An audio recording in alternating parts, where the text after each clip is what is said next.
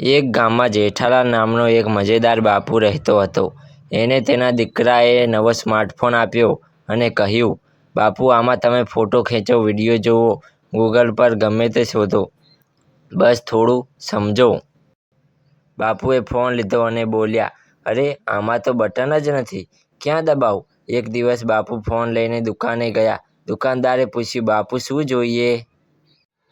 બાપુએ ફોન ચાલુ કરવા ઘણો પ્રયત્ન કર્યો, પણ ડિસ્પ્લે ચાલુ ન થયો.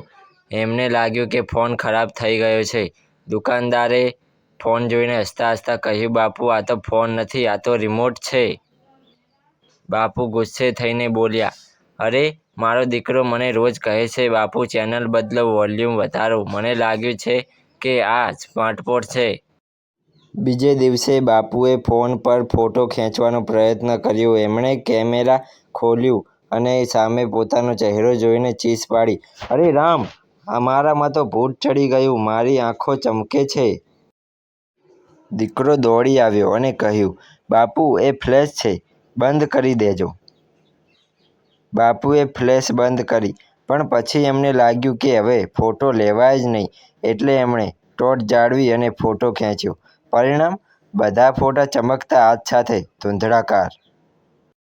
આખરે બાપુએ ફોન દીકરાને પાછો આપી દીધો અને બોલ્યા, ભાઈ, મારા જૂના ફોનમાં જ ઠીક છે.